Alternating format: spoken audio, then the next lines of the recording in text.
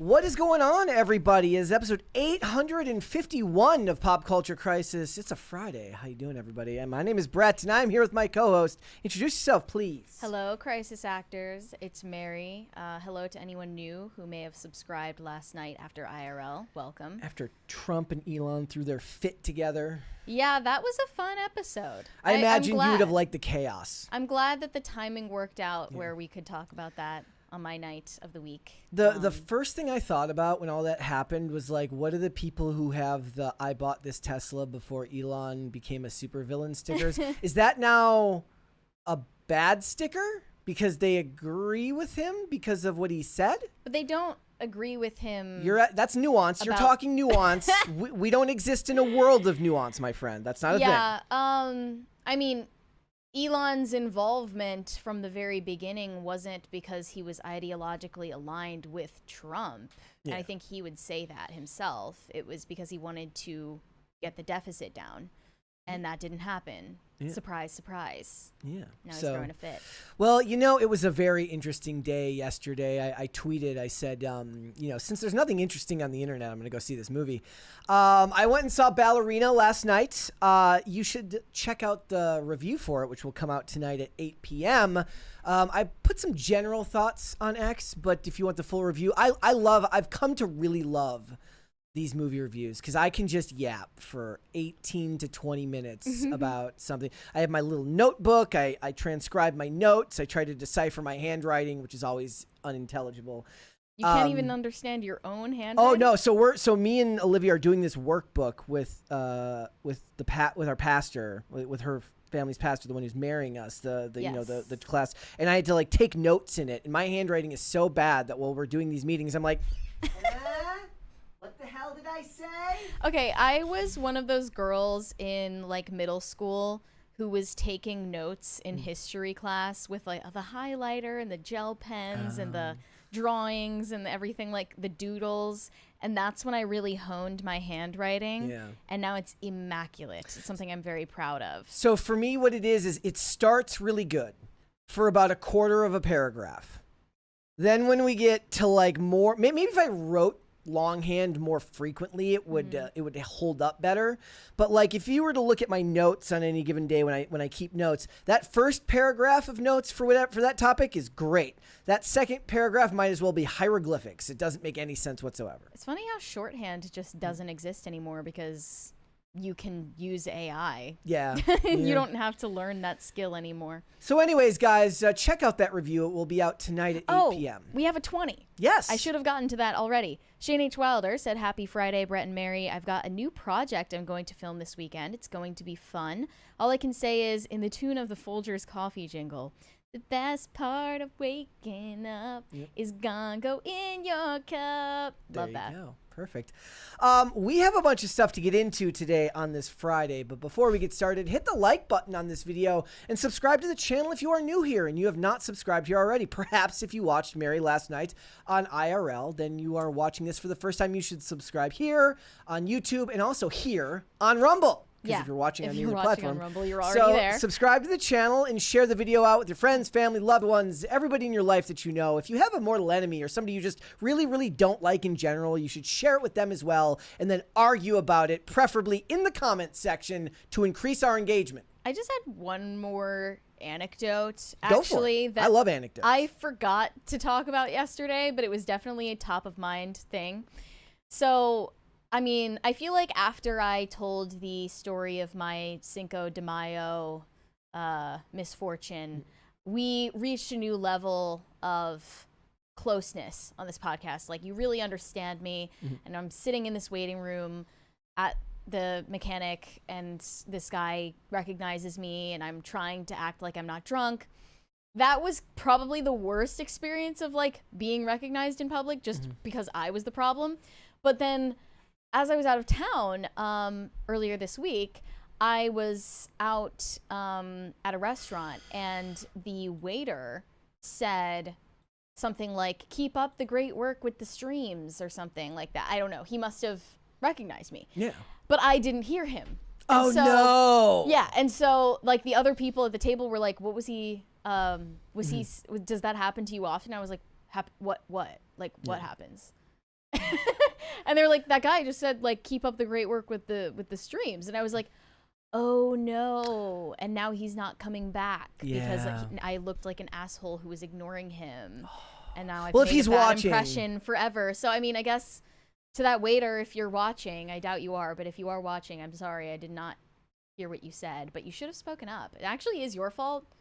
That's the most Mary thing you've ever said. You should have spoken up, but yeah. Hi. Thank you for that compliment. I will keep up the good work. All right. That was see, I love anecdotes. Anecdotes are great. That was just another little sprinkle. So what are we getting into today? We got a lot of stuff to talk about. If you have been following the case of Jonathan Joss, his murder, we are going to give you some follow-up updates on that story. It looks like the San Antonio Police Department, which initially claimed that there was no case for it being a hate crime, are now walking that back and saying that they are investigating it as a possible hate crime, and that will be done at sentencing if they find the evidence that kind of fits that story.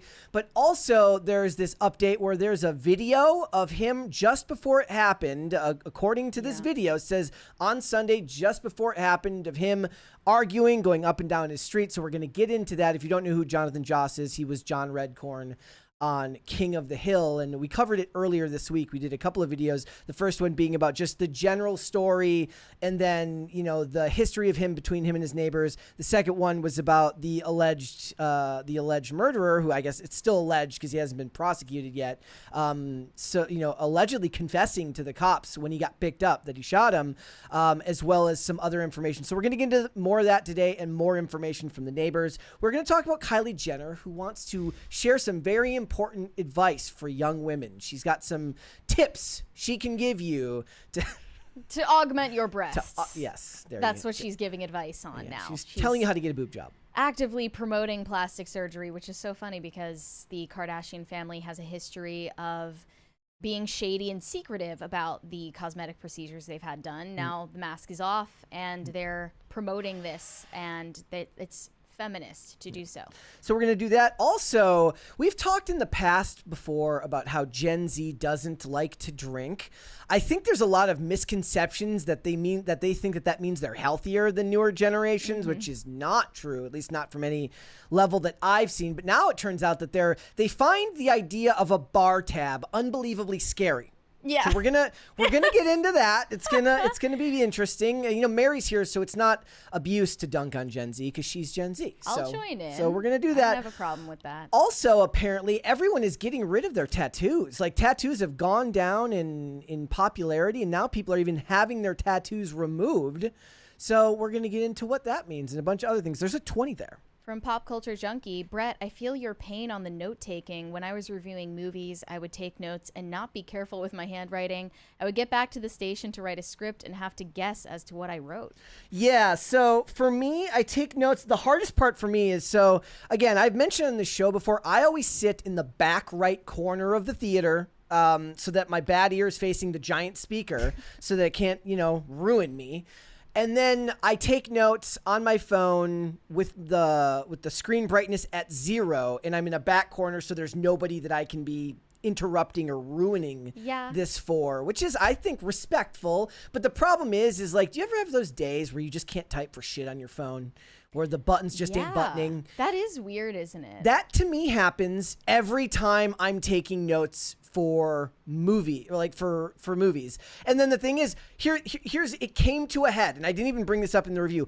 I missed one of the most important pieces of information in the climax of Ballerina last night because I was busy taking a note, and I looked up and there was a particular shot taken and I did not see who took the shot, and I had to ask Olivia to get that information because I was too busy writing something down. But you'll have to stay tuned and watch the review tonight. Well, I guess you should just start using voice to text to take notes in the movie theater. Just talking and most of it for me, and even the notes are like relatively unintelligible because it's just like random words mushed together that I'm assuming later I'll be able to figure out. So, all right, we got a bunch of other stuff to get into today. If you are ready, Mary, we can get started. Are you ready? Yeah, let's go. Let's go for it.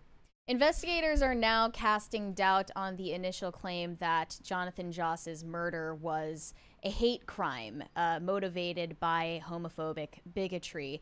That was a claim put forward by Jonathan Joss's spouse, a female who identifies as male, being reported as Jonathan Joss's husband. Just to be clear, that is a female-to-male transgender individual. But the claim initially from Joss's husband was that the person who killed the actor yelled violent homophobic slurs before opening fire outside his home in San Antonio on Sunday night. But now investigators are looking into it. Although they initially said that there was little evidence for that claim, they seem to be walking back that statement, and they just did a new press conference about the crime, saying, well, initially they said there was no evidence to indicate Joss's murder was related to his sexual orientation, but they say now that that initial claim was premature. Yeah, that was the police chief, William McManus. Yes, and now he's saying that whether Joss's sexual orientation played a role in the shooting is still a part of the investigation. I will own that and simply say again that we simply shouldn't have done that. It was way too early in the process for any statement of that nature to be issued. The police chief said many in the LGBTQ plus community are feeling anxious and concerned after Joss's shooting, and that a lot of it has to do with the premature statement they made. The loss of Jonathan Joss was tragic, most heavily felt by the LGBTQ plus community. But if homophobia is found to have been a motive in the shooting, this could result in a harsher sentence at trial under the state's hate crimes law. It says they do not have separate hate crime charges, but it's something that's adjudicated upon sentencing. We gather the facts and we give those facts to the district attorney's office, and then that hate crime designation is determined at sentencing. And then there was also the claim that Jonathan Joss's house was burned down, possibly by the same neighbor that shot him. But others are saying that was a mistake on his part because he was barbecuing indoors. Well, that he was heating his house with the barbecue because his electricity was off. Yeah. And then the other thing is, like, beyond that, there's also this video now that has come out. And I think more than anything, we're going to get into a bunch of discussion with things that have been said by the neighbors. And I think more than anything is when you accuse something of a hate crime, it's kind of the same idea we have when people talk about racism, is that extraordinary allegations require extraordinary evidence. But all the evidence that seems to be visible for this case is that it was a tumultuous relationship between everybody in this neighborhood, and it's kind of that worst case scenario of neighbors that don't like each other taken to the extreme. It is kind of crazy that the suspect, it's funny to even say suspect because we know who did it, the suspect is now released on bond. $200,000 bond. Which is crazy. I mean, who paid that? Yeah, I don't know. That is wild. Yeah, I don't know. So now this person is just on the loose, basically. Yeah. After having murdered someone in broad daylight. And then there was the other thing I think is really important is, like, when they talk about all these calls that came into the neighborhood, they say sometimes it was Joss that would call, sometimes it was Alvarez that would call, and that there was police reports filed repeatedly back and forth between both of them. Yeah. Yeah, I think that the real story is far too nuanced for Twitter to absolutely interpret what really happened. But there's a new video that's getting circulated right now of Jonathan Joss hours before, or possibly minutes before his death, pacing up and down the street in his neighborhood, or I believe his driveway in front of his house, where it appeared that he was wielding a pitchfork and yelling. Yeah. Well, let's watch the video. We're not going to watch the whole thing, but we'll watch some of this here.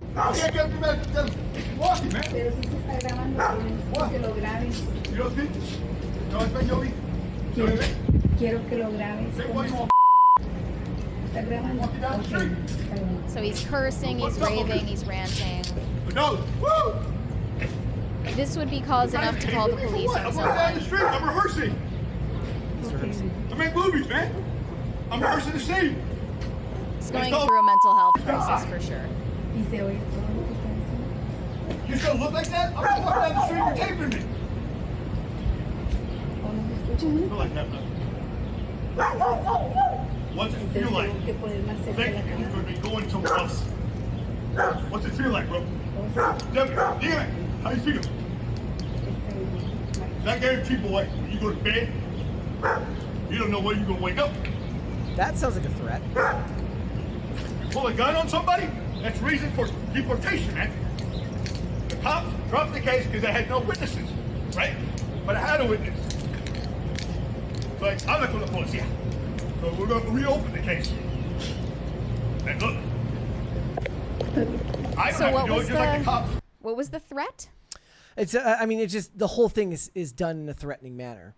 But was there something he said specifically so that sounded like a threat? So he keeps talking about death and dying, and Yeah. in the tone, it could be construed that way, even if it's not meant to be. Well, that other bizarre statement was, I'm rehearsing, I'm in movies, man.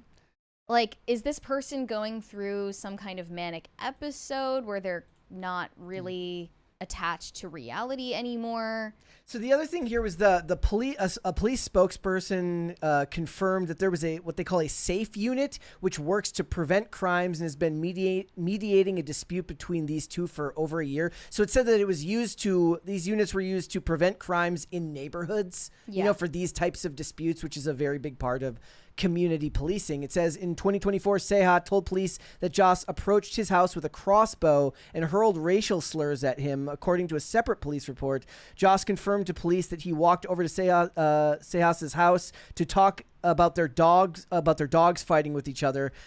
That is a lot. Like, that's just one report. Yeah, it's just two separate reports. Then following his house burning down, which he admitted was his own fault, the husband, the quote-unquote husband of Jonathan Joss, said that they returned to their property to retrieve mail, and when they arrived, they found the skull of a dog on their property and thought that it was their dog's skull that perished in the fire, and that the neighbor had placed it there to taunt them, which prompted Joss to march up and down the street with a pitchfork and yell.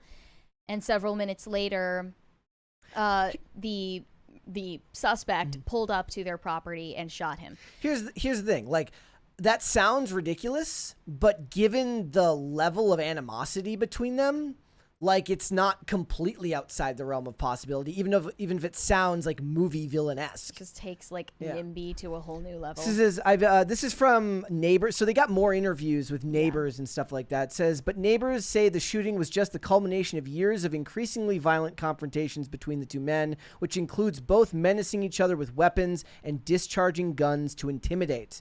Quote, I've been here 6 years, and when we moved in, it was already going on. So it's just been years of feud with these two, said a neighbor named Gina. Weapons, everything, guns, shooting all the time, all hours of the night. Just shooting rounds off at their own property and stuff. You could just hear the multiple rounds just blowing off on both ends, and there would be yelling a lot, she said, explaining that the men never fired at each other, but the rounds sometimes hit each other's homes.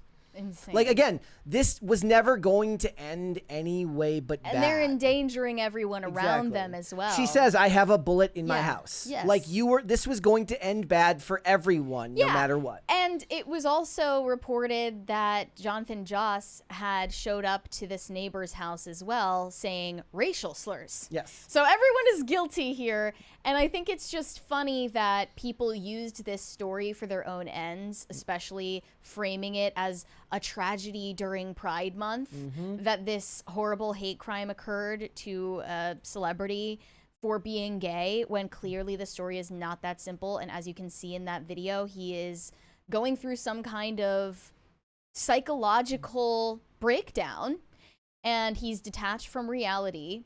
He clearly was looking for a fight with someone, and he also wasn't paying his utility bills. Yeah. So the video was filmed by someone named Daniela Ruano, and it says she recorded the video. It says, I walked outside and he was walking up and down with a pitchfork. I knew something was going to happen. I wanted to call the police, but he hadn't done anything. It says, and then they go on to quote the video, and it's really sad. Like, to me, this is just really, really sad more than anything. Yeah. Like, it sucks that every side of the aisle is going to try and frame this a certain way to make it an issue that they believe in. So, like I said, at the very beginning, they were off to the races framing this as a hate crime. I don't see that here. I see the worst type of human animosity coming to a head, and everybody loses. The worst, like the sad part of the story is people weaponizing someone's death for their own activist purposes. Yeah. Not understanding the real story. So it says other police reports obtained by KSAT also share that officers have been called to the street numerous times for clashes between the two men. 66 calls in total. And the person who was interviewed here goes on to say, I think this whole thing happened because Seha was just pushed to his limit, they said. Despite social media posts on the contrary, police say that there's no evidence of this being a hate crime. But they've walked that back since I think then. the police chief walked back that statement for PR reasons. Yeah. I mean, it could be. Because of a bunch of backlash they were receiving for denying the claim that it was a hate crime. He says, I think the whole thing happened because he was pushed to his limit. Jonathan Joss, that Seha was pushed to his limit. Oh, okay. Yeah. So again, this is just a really, really tragic story. It was interesting in a very, very morbid way at the beginning because there were so many conflicting details, and it seemed so insane the way it was being framed and the interactions between the people in the neighborhood and everything going on. But what you can see is that it's being framed a specific way because everyone's kind of getting in to use it for their own political ends. But I think that partially happened for a big reason because it happened to fall on the first day of Pride Month. Right. So it became a national story. And the other sad thing is I don't think this is going to end up becoming like a big story down the line. This isn't going to be one where there's going to be a trial and it's going to get a ton of media attention. No. It's just going to kind of evaporate eventually. But I do think it's important to at least follow up with what they're saying. Still like an absolutely insane story. Yeah. All right. Let's move on then. Plastic surgeons are taking note of a brand new trend. The most in-demand request is called Mar-a-Lago face. And you might have heard of Instagram face. Mar-a-Lago face is what has come to replace Instagram face as the most in-demand plastic surgery trend.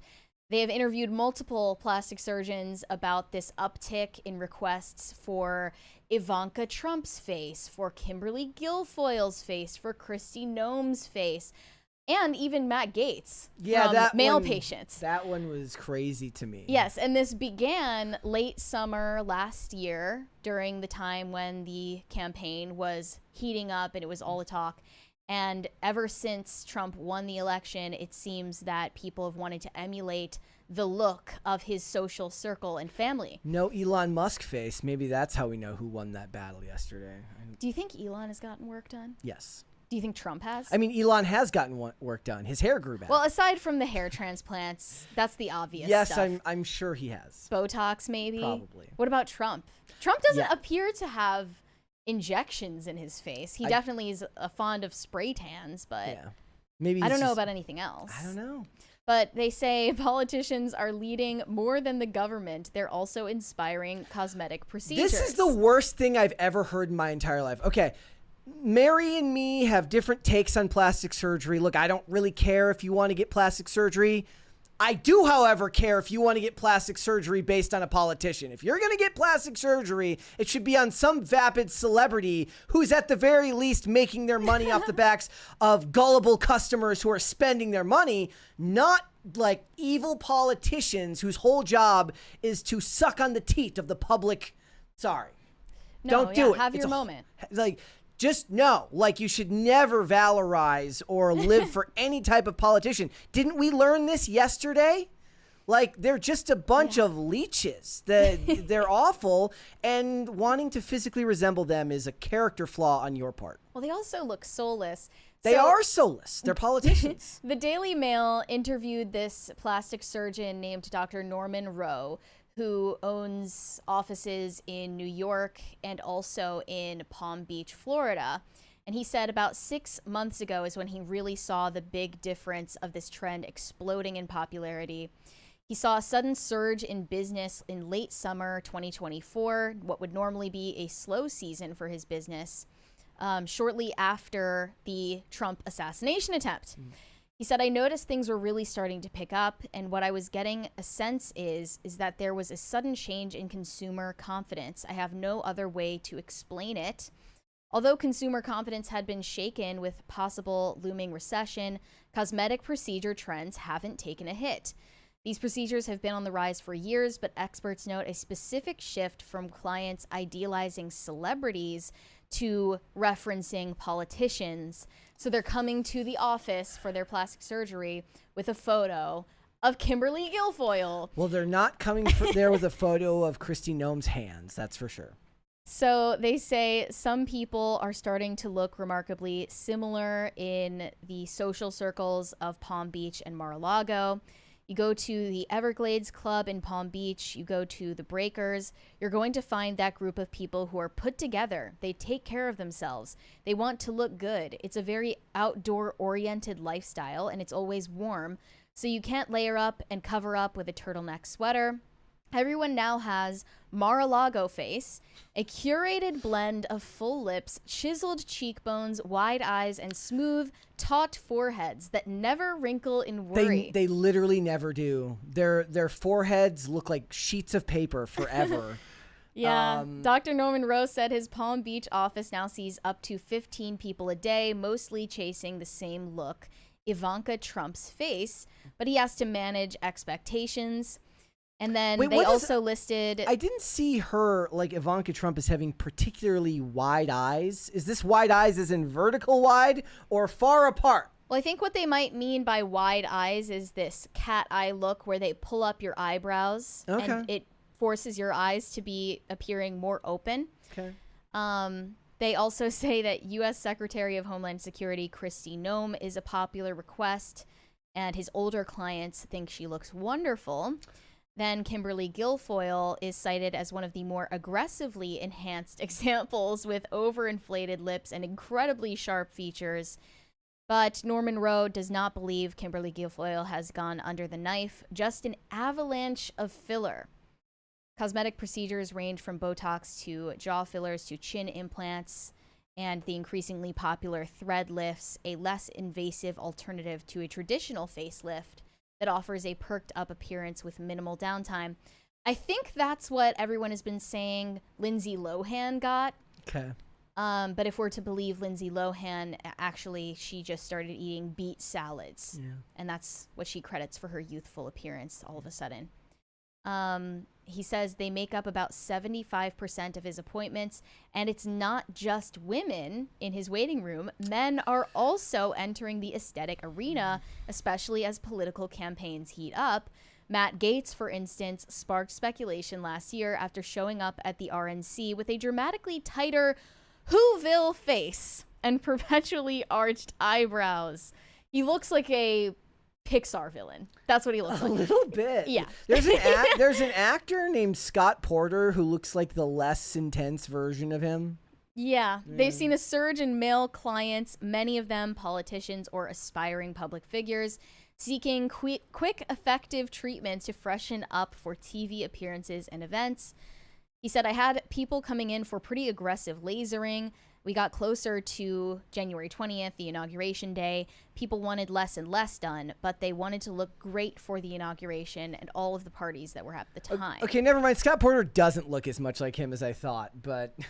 I mean, I kind of see it. There's a little bit there. And then, of course, JD Vance gets eyelash extensions. We all know that. I wonder if anybody's ever come and be like, can you give me JD Vance, but like slightly less round?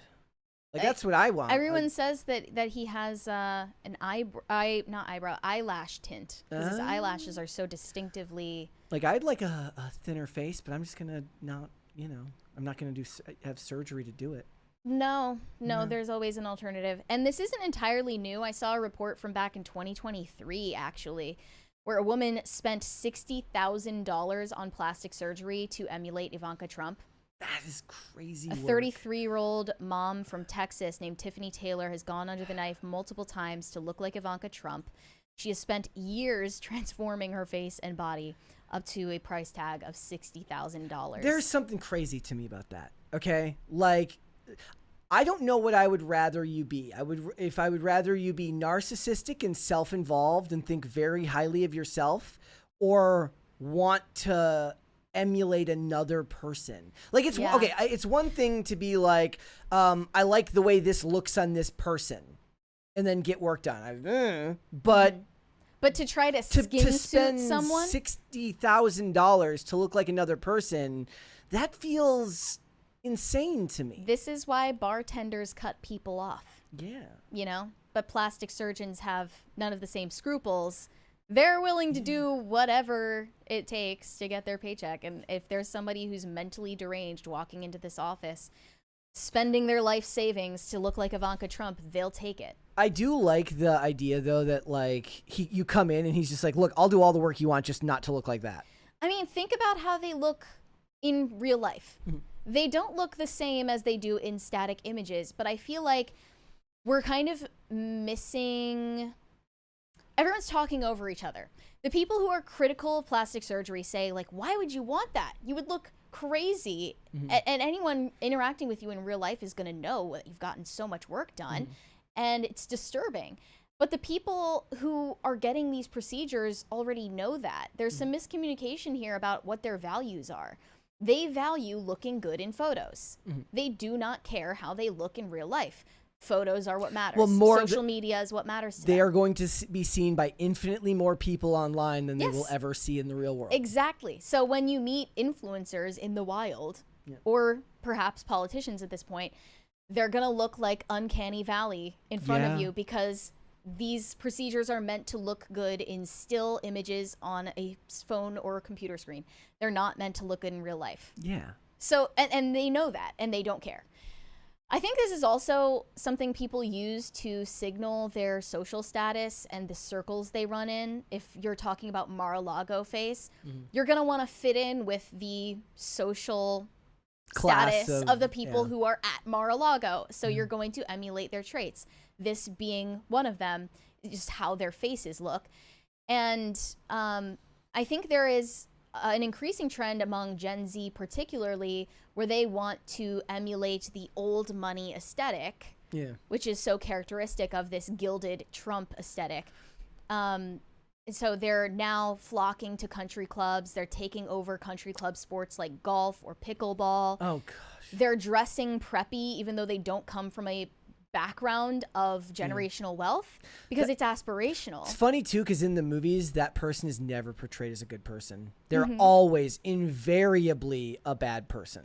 It's funny because like the most elitist people I've ever met in my life are not people who are highly successful. It's the people who are social climbers. It's like when people talk about like a doctor is never going to ask you to call them doctor, but a social scientist will definitely ask you to call them doctor. So this was a report from Business Insider just this month about Gen Z taking over golf and tennis, and boomers wish they would get lost. There was like this little storyline in the movie Romeo Must Die where the guy, Delroy Lindo's character is like learning golf because like he's like gonna try and buy a football team, and he's like, look, all the business dealings when you get to a certain tax bracket don't take place in a pool hall, they take place on a golf course. I mean, I'm sure that if you work at a country club or a golf course as a young person, it's going to open up a lot of opportunities for you. Wait, does that mean that like the hipster version of that, if you're like a young new money person, is that you go to Top Golf and just shoot on the driving range?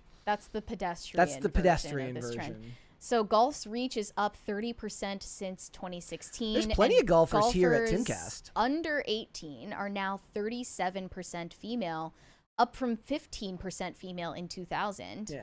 Tennis is up by 45% since just 2019. 1 in every 12 Americans is playing tennis now. The new interest in these sports is linked to Gen Z's intense desire for wealth. Instead of adopting the Musk-Zuckerberg quiet luxury look where they just wear the same plain uniform every day, young people are turning to an old money aesthetic to manifest wealth by embodying an elite look and their hobbies. So it seems like there's 3 categories that I see here. There is the Mark Zuckerberg look, which is like you wear the same. Even Tim, after a fashion, is like this. He wears pretty much the same thing every day. The millennial approach. The millennial approach from Zuckerberg was like, I make 1,000 decisions a day. I don't want to have to make a decision about what I'm dressed like. Now they could do that, but that doesn't signal anything because you just look like a normal person. Yeah. Then there's like the really like over the top ostentatious type of wealth, which is more indicative of new money.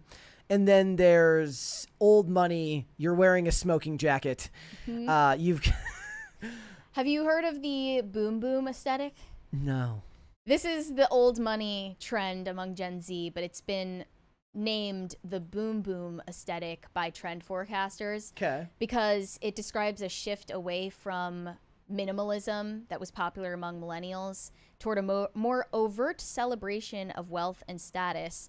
And I'm starting to see a bunch of Gen Z girls, like very young girls, starting to dress like Marla Maples in 1992. Like, or not even. They're dressing like Marla Maples in the 80s with these giant, chunky gold earrings and their hair in these giant updos, and they're wearing drapes.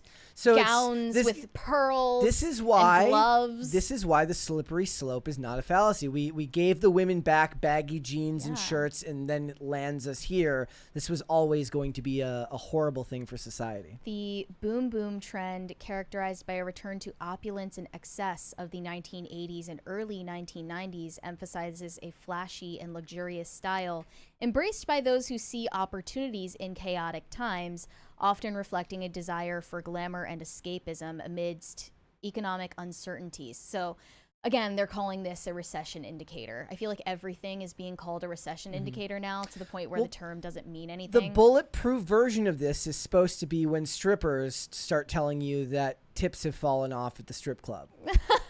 The first thing to go is your strip club budget. Yep. And then it's kind of like the like their own version of, like, you ever heard the thing about, like, you can predict when something bad is happening in the country by the amount of pizzas that are being delivered in Washington, D.C. and by the White House, because they're late getting night meetings, or by Quantico, because stuff's being delivered late at night. Yeah. They're planning the next Middle East war over. Or there's something going on.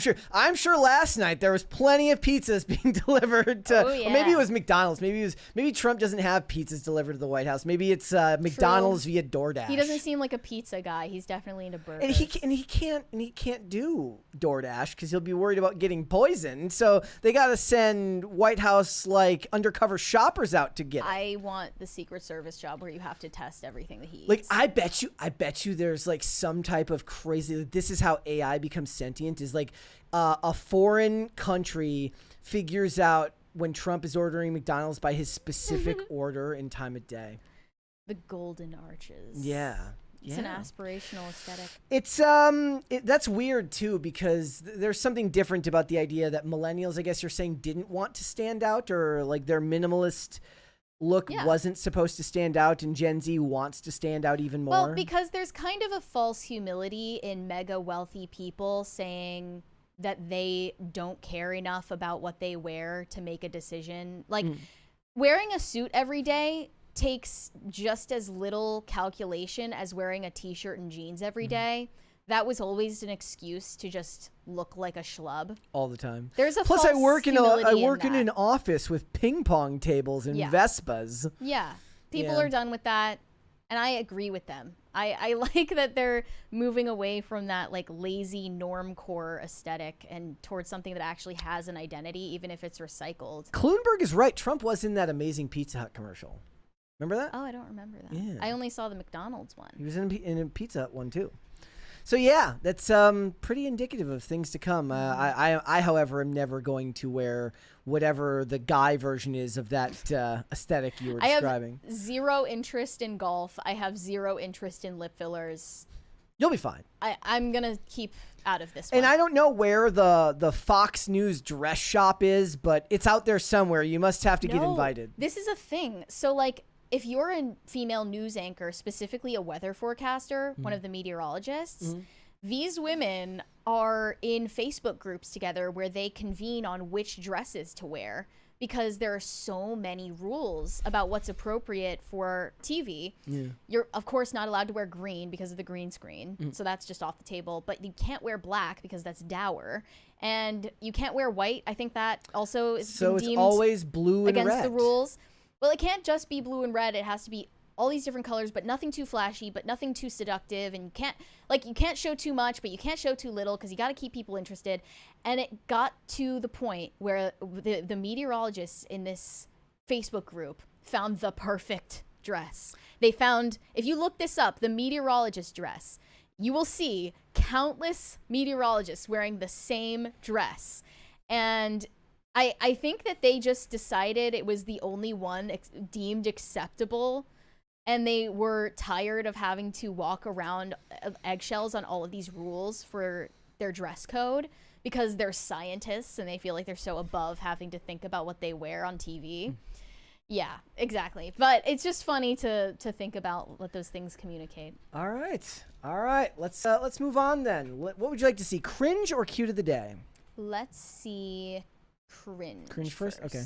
Actually, I'm going to double check, make sure. This guy has been on Cringe of the Day before. Has he? Yeah. Is it the TX guy? He's a repeat offender, yeah. Is it the emo guy? Uh-huh. Okay. He's the wannabe emo guy who pretends that he's quirky and pretends that he's Gen Z. All right, here we go. Pretends that he's Gen Z. Mm-hmm. Trans people exist. Billionaires should not.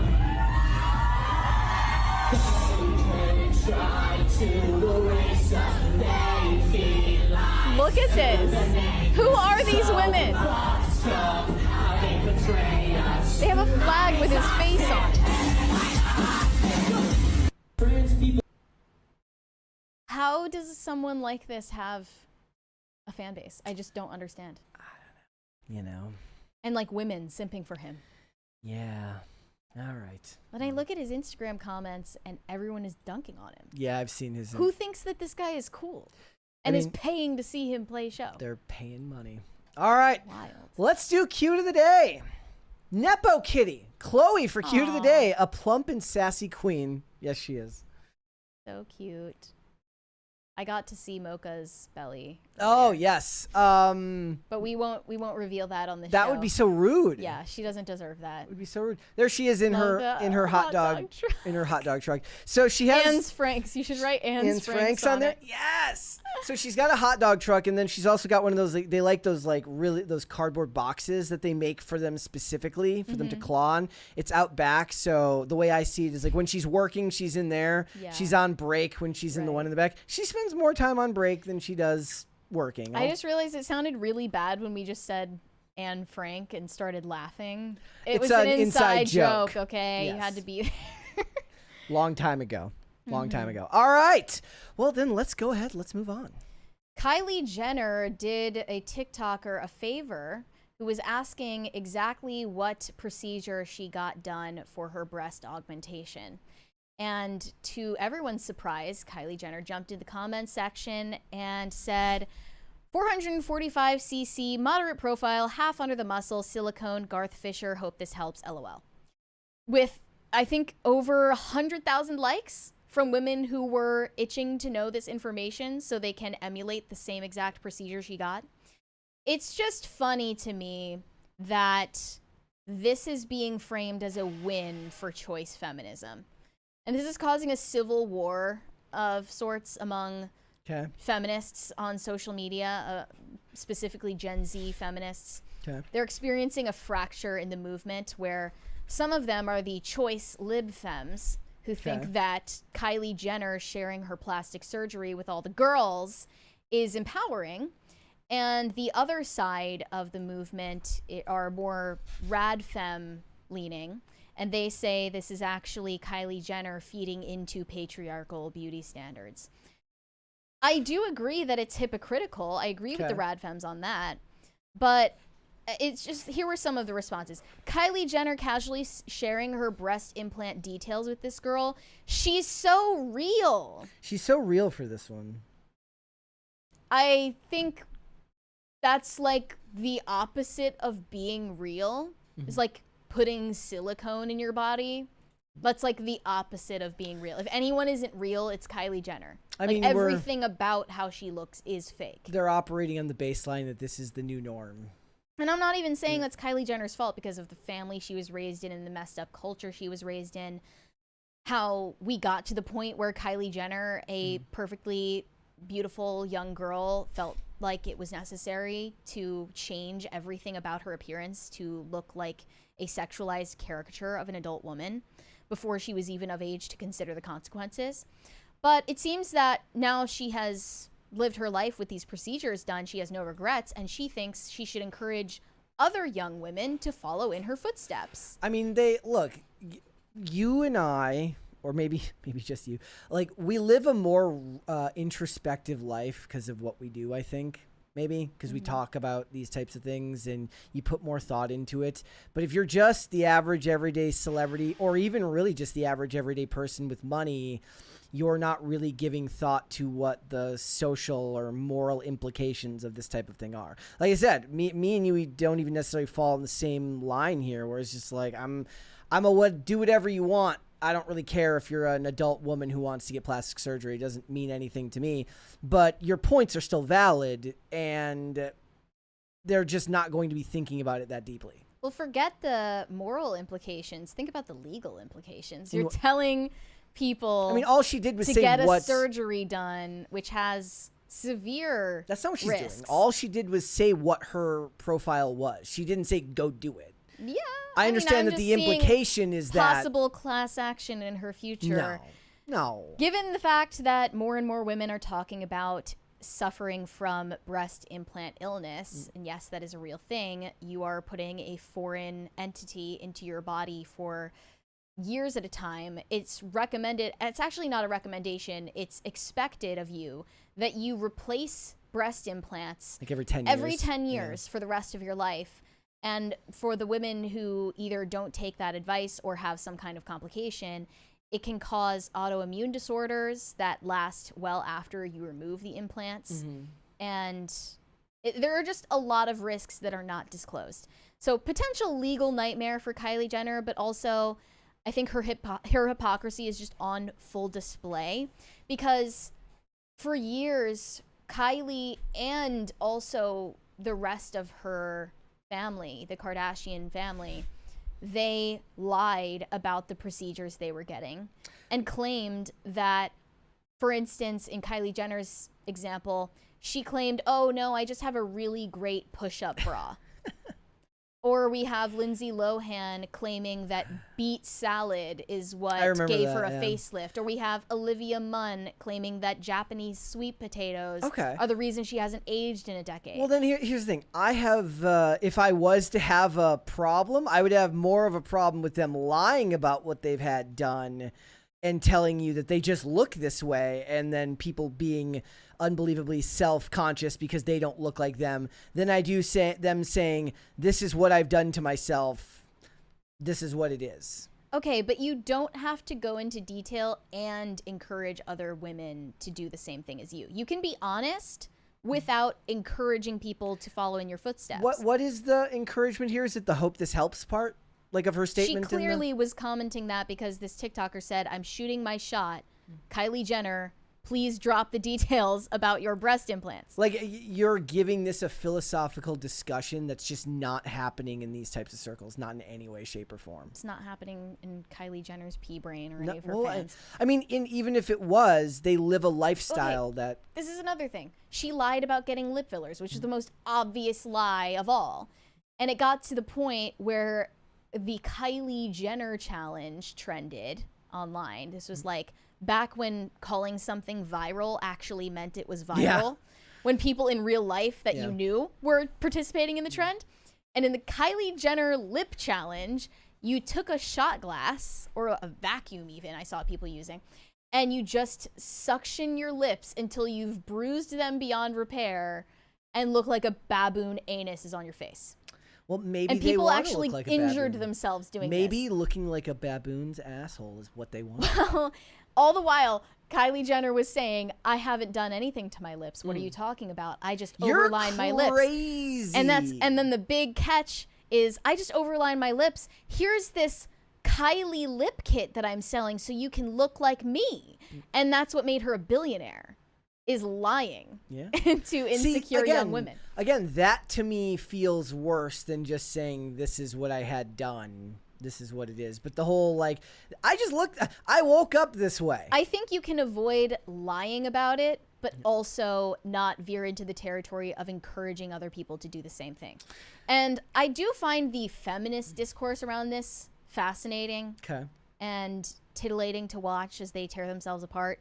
One reply said, look at our feminists, dog. We never making it out the patriarchy. And then a libfem replied and said, a girl asked and she answered, as she should.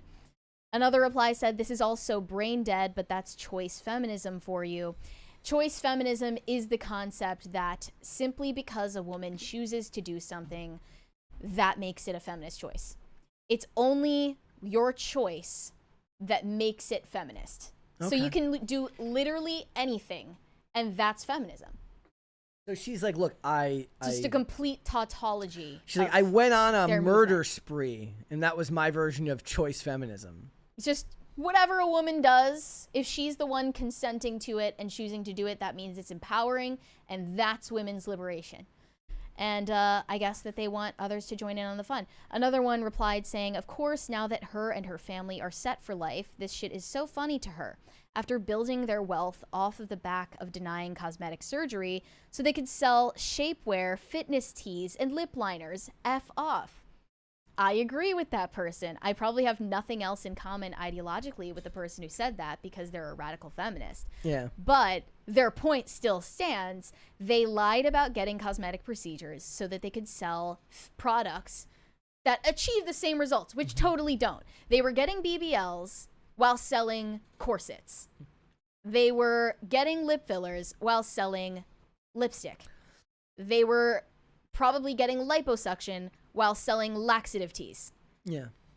And those were the products that eventually made Kylie Jenner into a billionaire. Mm-hmm. Women will, if all women want to become billionaires, they need to make products for women, because that seems to be the hack, the shortcut for the successful ones. If Hailey Bieber is now a billionaire, basically, because she sold her cosmetics company for $1 billion to Rhode or to whatever Elf, or whatever it was. How do I know that? It's like the one thing I've retained from this job. Like all of these things are just capitalism, baby. The main defense for her behavior in this regard is, these people are stupid and they should have known. They should have known that it was fake all the time. And that is the libertarian argument. They should have known that she was doing these procedures to her face, right? Or body. But we're literally talking, I don't think those people realize we're talking about children. Like, during Kylie Jenner's peak of popularity in the 2010s, her fan base was either girls her age, other teenagers, or girls younger than her. Children. So, forgive me if that point just doesn't really hold water. I don't think you can expect children to just know that certain results are not achievable unless you go under the knife or under a syringe. Mm-hmm. That's not information you're just born knowing. Like, you do actually have to do some investigating and digging into this to know what the truth of the matter is, at least until this new trend popped up where people started bragging about getting procedures done. Yeah. But before that, they were very shady about it, very secretive, purposefully so, and they made money off of keeping it a secret, what they were doing. Yeah. I think they still do. There's you could do whole weeks worth of shows about, the effect of this type of consumerism on women. I don't know what the male equivalent to this is. Like, what, I do. What is it? It's all of the alpha male ebooks and e-courses, the War Room, it's the supplements, it's the Liver King empire built that off one of does steroids. I wouldn't say the War Room stuff because I feel like that's a separate category that men and women have their own of. Women have astrology but they blend together, and manifesting classes, and men have the War Room and the products. The Luke Belmars. The products blend together with the ideas, though. The ideology and the product blend together so seamlessly. Yeah, it's a fool and his money are easily parted, and that's unfortunately the truth for most of this. And the market demands that you sell detox teas and what's it called, lip plumper, and it will make you a billionaire. My ultimate frustration with this, underneath it all really, is the concept of being a girl's girl. I cannot stand it. Basically, that you have to be a woman who supports other women no matter what. And they're claiming that in this example, Kylie Jenner is being a girl's girl by encouraging other girls, probably girls who are actually children, to go under the knife to look like sex dolls. For men. Their argument there is that like the sexual gratification of men. They already wanted to do that. All she did was tell her the information she wanted to know. The woman was already been indoctrinated to believe that and want that. All Kylie did was reinforce it. So she reinforced it, promoting it like it's already there. She didn't take somebody who was a snowflake, a fresh snowflake who hasn't been tarnished by the world. She took somebody who's already making videos talking about this stuff and just told her what she wanted to know. Yeah, I just think that she would tell herself to make herself feel better, oh, I'm not really the cause of the problem. I'm just I'm a symptom of it. I don't think that she thinks about the feminist argument or problem at all. She has addressed backlash to her plastic surgery and lies about plastic surgery before. She is aware that this is going on and that people discuss this. And she probably thinks about it about as much as it takes to release a press statement and then go back to her life. At one point when she was younger, she could have said, I'm a symptom of this societal problem, not the cause of it. But then when you reach the age of accountability, well, yeah, you become one of the people who is causing the problem, not someone who's just a victim of the problem. Originally, I do believe she was a victim of the problem. And then she became someone who was causing it. Again, the incongruent nature of that statement just tells me she doesn't think about it. She tried to pass the buck off in a lame statement and then went on about her business. There is nothing more than surface level press statements to keep the business moving forward. And it will work forever, in perpetuity. It will never not work. Ultimately, I am just sick of women propping up this girl's girl mentality where you have to support other women no matter what they do or say. And you have to encourage other women going down self-destructive spirals or else you are not a girl's girl. I will never care about being a girl's girl. I mean, that's the most marketable thing in the world for women is to create some type of business model that involves solidarity with other women because women love to commiserate and women believe in the community that they're surrounded by. And it is a life hack if you want to create a successful business model for women. Just linking arms as you run off a cliff. That's what it is. All right, let's go to Super Chats. Weary Traveler said, don't feel bad about your handwriting, Brett. Mine is atrocious, and everyone joked I'd be a doctor, but I got a fake laptop job instead. See, I'm jealous of the fake laptop job. Everybody knows that. I want the life hack. Just like I was looking earlier, like how do you get the maximum prison sentence at the lowest? We were asking ChatGPT, like, what crime do I have to commit to get 25 years at Club Fed at a low security prison? Like I don't want like if you really just don't want to do anything in life and you want the taxpayers to take care of you, but you don't want to be in with the real criminals, what crime would I have to commit to end up to get 25 years at Club Fed where I can golf and serve out my sentence? How to become the ultimate welfare queen. Just go to prison. There is a fantastic movie to be made about a guy who wants to go to minimum security prison for the maximum sentence, and he keeps getting away with his Ponzi scheme. You know, I want to see a movie that revolves around prisoners where it doesn't have anything to do with escaping. You know what I mean? Like just something that is a story that takes place inside a prison for whatever reason, and they're not trying to escape the prison. I love the prison break stories. There's a whole show called Breakout Kings about this group of criminals who they work with a U.S. Marshal and a Fed to they're criminals who hunt down people who break out of jail. I'm like, how often does that happen? Like we just had those 10 guys that broke out of the New Orleans prison. And that was like the first time I'd heard of a prison break in like a really long time. Like it's not like you hear about those stories all the time. The most unrealistic thing about it is that somebody's just breaking out of prison every day. Yeah, definitely not common. I think people might lash out at me for saying this, but I really didn't enjoy Shawshank Redemption. I was going to say. Yeah, no. Shane H. Wilder said, thank you, Mary. You understood the assignment with singing the jingle. You ate and left no crumbs. Tim would never. Somebody mentioned... Tim sings. He just doesn't sing on demand like I do. Somebody mentioned the Folgers incest commercial. Remember that? Okay, I watched the original Folgers commercial because Tim pulled it up on the show like a month ago. Oh, did he? I think so, yeah. And I didn't think it was that as bad as people were saying. Like, what did you see?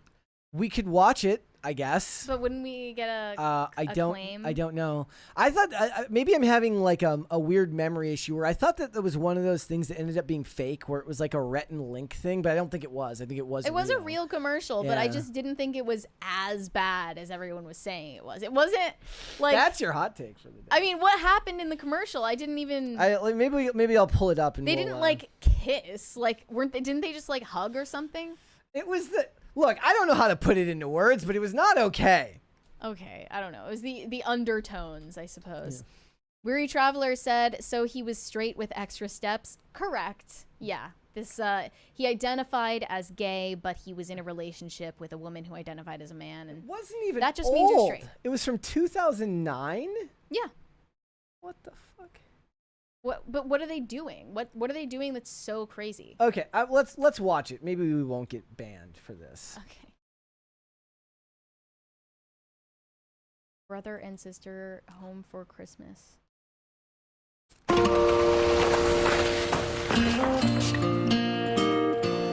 must have the wrong house. Sister? Oh, I missed you so much. They waited up all night for you, you know. It's a long way from West Africa. Oh, real coffee. He's here. I brought you something from far away. Really? Oh.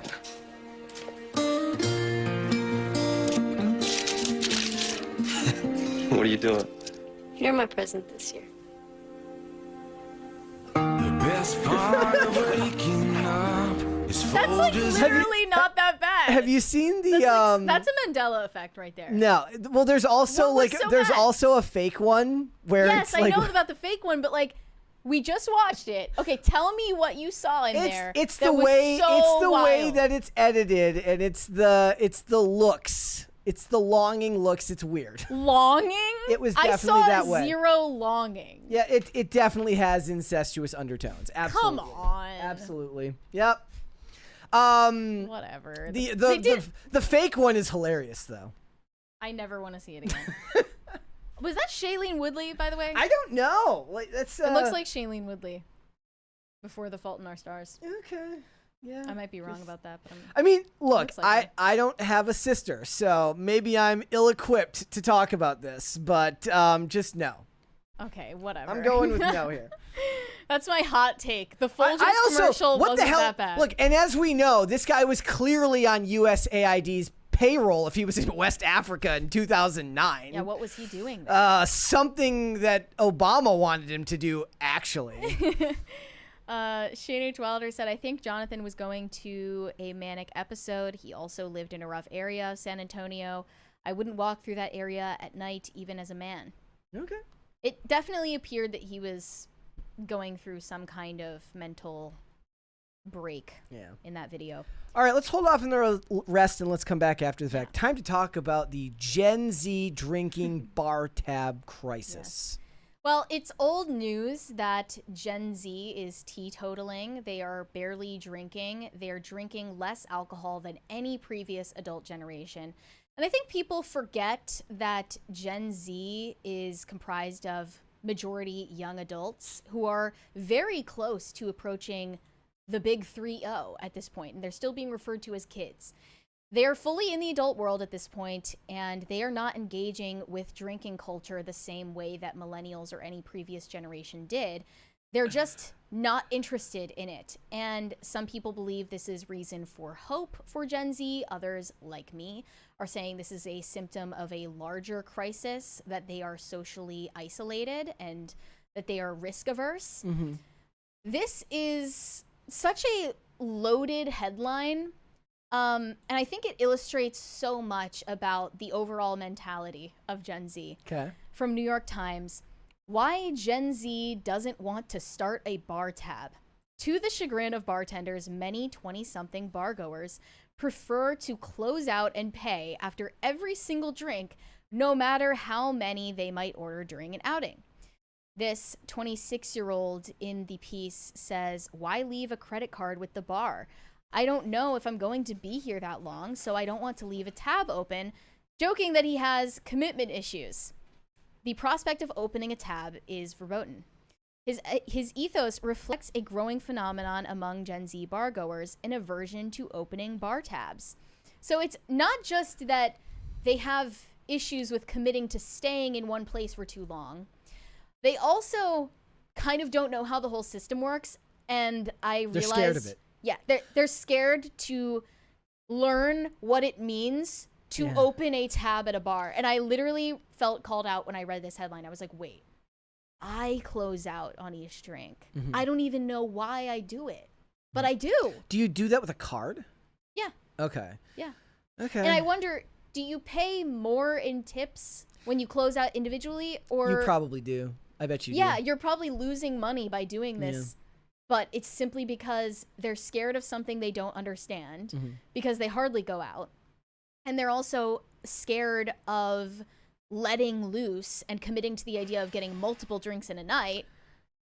And they don't know if there's anyone who will stay with them and not record them with their smartphone and put the video on TikTok. Like, there are so many reasons, but it overall illustrates that Gen Z is the most risk-averse generation to ever walk this planet. It's a side effect of being worried all the time. I get it in this case. It's like, it's something new. It's something you don't understand. I never opened tab. Like, even, I mean, I was never a big drinker. Given all my struggles and all my flaws, I was never a big drinker. I probably always bought with cash and, individually. But, yeah, I get it, actually, because I think it's partially due to smartphones and the constant influx of news and information. But I brought this up on the show maybe last week, but like, there is a sense of anxiety that comes from not being prepped for the world around you. So if there's like a bunch of like basic life tasks that you don't know how to do, you're living a life of quiet fear all the time. Like, if you don't know how to change a car tire, every time you drive, if you're an anxious person, you're like, I hope to God my car tire doesn't blow out because I don't know how to change a car tire and I don't want to call AAA or something like that. And something like this, which is the anxiety of doing it the first time, it's over and done with. You now can do this 1,000 times since then, but they're actually prolonging it by just buying the drinks individually. But also, to their point, like, not everybody wants to buy a bunch of drinks. Though realistically, it would make more sense for Gen Z to open a tab because they're not getting cars and driving. So they're probably taking Ubers to get everywhere. So they don't have to worry about driving home drunk. So go ahead, man. Get sloshed. True. I remember when I was visiting Ireland, I was in a group of people at a pub, and we were just getting like beers or like cider or whatever. And they were dumbfounded when they came to ask us how we wanted the check, because each American at the table, like, we were all American except for two of us who were Irish. This bartender was like, you all want to pay for your own drinks? The culture is very different. You all want to close out on one drink and only pay for your own drink. Yeah. Because they do rounds. Yeah. Like, they just, I guess it's because they're heavy drinkers over there, but like, a group of guys usually will like go to a bar in that country, and it'll be like 5 guys. And the one guy starts and buys the first round, and then they go around the table, and one person buys a round each, because they all have like 5 drinks overall by the time the night's over. And yeah, there was something like very individualistic and American about us each paying our own individual tab and refusing to do that. The same way about if you go out and people here, when they go out with friends, they pay for their own dinner? Like, that happens? Yeah. I tried to. I mean, that's different though, because it's a bigger purchase. Expense. But yeah. And then they went further into this, saying the reasons for Gen Z's aversion to bar tabs are myriad. For a generation that consumes less alcohol than older drinkers, opening tabs can seem exorbitant. They've been accustomed to one and done transactions with the tap of their phones, and consider purchasing drinks at a bar to be no different from buying a coffee at a cafe. They can feel anxious about losing track of their spending by leaving their credit cards behind the bar. It doesn't save me anything if I keep a tab open.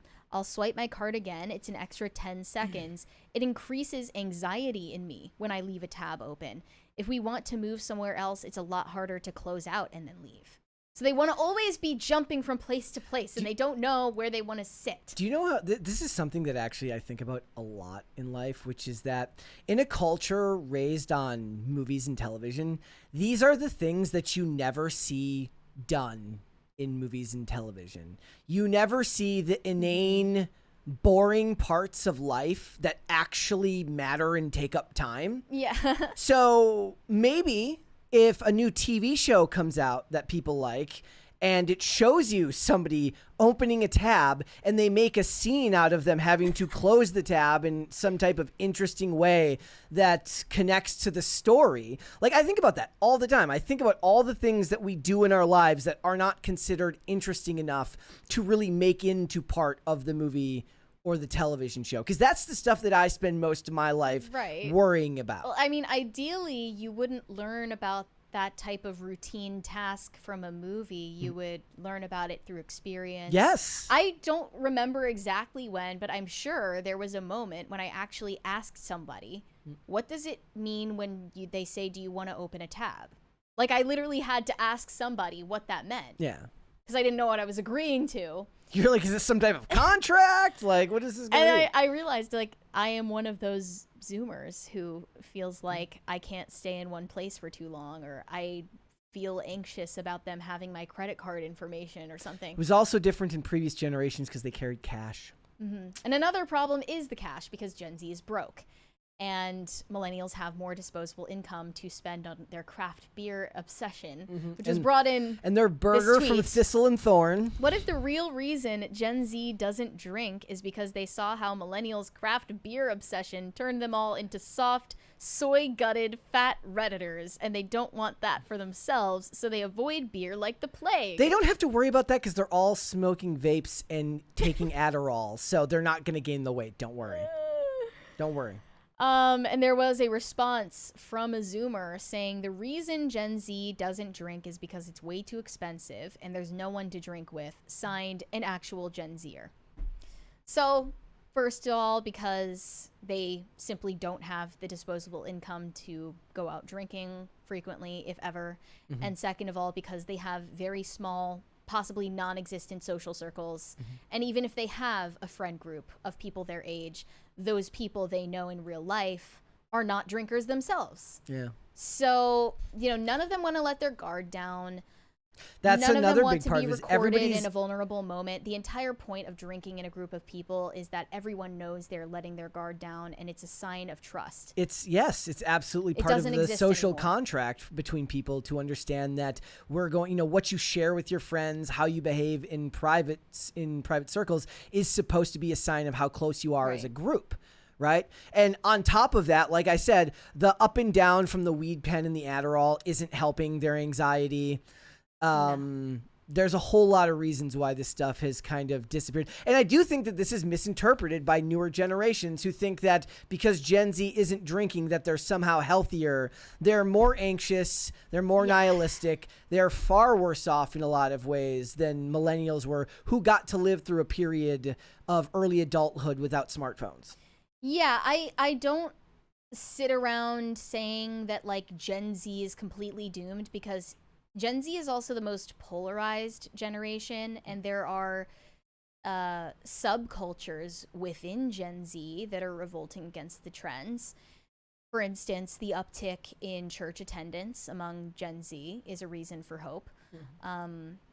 But people tend to take these trends about Gen Z not drinking or not engaging in promiscuous sex as a reason for them becoming more conservative. This was a take I saw recently on the timeline. Gen Z kids are listening to Creed and Nickelback. Yep. By the way, they're not kids. They're literally turning 30 in like 2 seconds. The oldest Gen Z are going to be turning 30, and the youngest are what? 16 or 17. They're going to church in record numbers. They're intolerant of LGBT extremism. They're supporting Trump in record numbers. They're barely drinking and avoiding hookup culture. This generation didn't grow up watching MTV, Hollywood movies, and legacy media. They grew up on the internet and self-selected the content they wanted. And it turns out when the human mind isn't brainwashed, it drifts towards the Bible and traditional values and 90s rock. It actually drifts towards like streamers and online content. Yeah. And I just think this is the most reductive, simplistic take you could possibly have. they're not on avoiding Gen Z. they're not avoiding hookup culture. They're too scared to get in to ask somebody out, and they're not entering into sexual relationships because they don't Yeah. know how to. They're not avoiding hookup culture. They don't date in high school anymore. Right? Okay. They're not avoiding hookup culture. They're watching porn. Yeah. They're not barely drinking. They're doing drugs Yep. and doom scrolling in their beds. Yep. There is so much nuance to this that is being completely ignored in order to make a political point scoring game out of it, which is so stupid. Well, I mean, it's what it is when you pick those topics specifically, it becomes a sort of a tool that would be used to deconstruct what your worldview is. And if you're somebody that, you know, exists heavily in the political realm, you've got your own biases, and it's just going to show through with how you interpret it. My interpretation here comes from talking to you every day and knowing your impressions and understanding of your own generation. So what I understand comes from you. That gives me a lot of responsibility. Well, it's more, I would say it's more on the ground necessary. And even then I understand that's, you know, that would be kind of channeled through or filtered through your, you know, worldview. How you view these things is unique to you, which is not necessarily that of the average everyday Gen Zer, given your Catholic upbringing. And and I wouldn't presume to speak for Gen Z as an entire segment of the population, although I am expected to quite frequently. I think that a lot of Zoomers also have their own takes on the, you know, basically the dryness of this generation, and they want to grandstand about it too. And I've seen a lot of Zoomers say, "Well, we're smarter than that. We don't like drinking because it's poison and it's unhealthy and it's gets you to do stupid things." That's a cope. Hits the weed pen. That is a cope. That is a massive turbo cope for the fact that Gen Z is socially isolated, alienated from other human beings. Pretty much anywhere where young people gather and fraternize and form bonds with each other, there will be alcohol there, or nicotine and any number of things. So the fact that they're not doing the former means they're not doing the latter. It's a very clear correlation to me, at least. I think it's pretty straightforward. We don't need to it's not rocket science. Gen Z is lonely. Of course they're not drinking. Yeah. Like, I'm not trying to be like a black pillar about it. It's just the truth. Well, I can tie it back to my own experience, which is that like all of the, like my sobriety came after years of substance abuse that was part of the desire to be isolationist, right? So drugs isolate you in a lot of ways, especially if you don't partake with other people. So you use alone at home. That's very different than people who start, maybe if you end up with alcoholism, it started by something that you did as a means of social interaction with other people. I always gravitated away from that. I hated that, that element of it because I didn't like to go out in public, and I did not like feeling that way when I was out in drinking, but that was me. And my vices kind of informed my worldview, and getting away from them kind of made that clearer to me. But I think for most of it now, if they're using legal chemicals, they're prescribed to the Adderall, they're in a state with legal weed, they're SSRIs, social media, dopamine. It's never going to go away. Yeah. Like, it's not a habit that you break consciously without a lot of work. Yeah, and I guarantee the health benefits that you can draw from having an active social life and a sense of community around you far outweigh the health drawbacks of having a couple drinks at the end of a work week. I don't buy the concern trolling about health and all of these stupid concern trolling headlines. And I get tired of it. I get fatigued with the think pieces about Gen Z that are completely ignoring both the problems and the reasons for hope for this generation. But personally, my take is I am against this dry trend. I think Gen Z needs to get out there, and I genuinely think they need to go to a bar and talk to people and have a drink. Okay. All right. Let's go to Super Chats. Sweete said, yay, made another live. God bless. I'm glad you're here. Thank you. Yep. Gordon Shumway said, shout out to Mary Queen of Scoffs for having Tim agree with her that things happen but nothing ever changes. Bravo. That was what we kind of crystallized yesterday, that we were always nothing ever happens gang, but what it really is nothing ever changes gang. Right. Like I remember reading these old articles about the culture war when it came to like the war on Christmas in like the early 2000s. Like, bro, it's the same song, different day. Nothing changes. Like, Doge happened, but nothing changed because they're putting a bill through where none of the cuts were in it. Nothing changes. Weary Traveler said we went from BIPOC LGBTQIA2+ administration to Barbie girl in a Barbie world administration. What? Like, What? like in what way? I'm so confused. Because of Mar-a-Lago face? Oh, okay. All right. I guess I see the comparison. As long as it's not that crappy Ava Max version of that song. Does that mean Matt Gaetz is a Ken doll? Do you remember when him and his wife were at the Barbie premiere? Yep, never found out what that was about. What does Ginger Gates have to do with Barbie? I don't know, and you don't know either. Yeah, don't tell me you do. I'm sure somebody does. So is she like a theater kid? Was she like a former actress? Like, she's a singer, but she's not a singer. Okay, you know? well, she's that's not why a they singer invite by her. her profession. She just happens to sing. it's like Gavin Newsom's wife, Jennifer Newsom. She was an actress. Yeah. Shane H. Wilder said, if you quit wasting money on plastic surgery, then you could afford a house. At least waste money on Starbucks and Taco Bell like a civilized person. I mean, unfortunately, I don't think that's even true because the plastic surgery available now is either non-invasive or becoming incredibly accessible and affordable to the upper middle class, at least, who couldn't afford a house. Like, you can afford lip fillers and Botox. You cannot afford a house at this point. Sad but true. Shane H. Wilder said, Mary, you would not want to be the person taste testing Trump's food. The calorie surplus, as far as female Mets can confirm, they all dress the same. Thank you. Thank you, guys.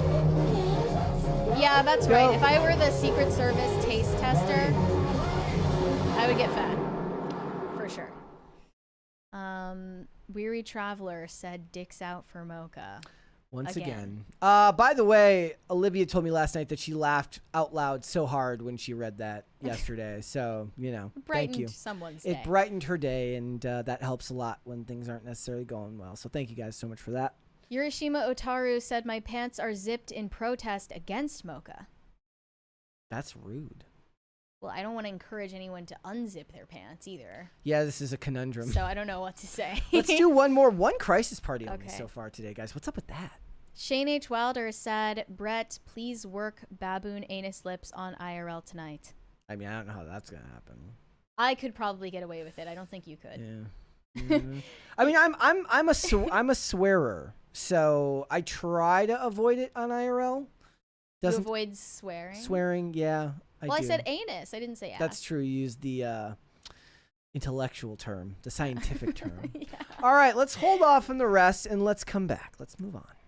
Millions of Americans are experiencing severe tattoo regret, and tattoo removal procedures are exploding in popularity and piquing the interest of millions of millennials who once thought of their tattoos as a form of teenage rebellion.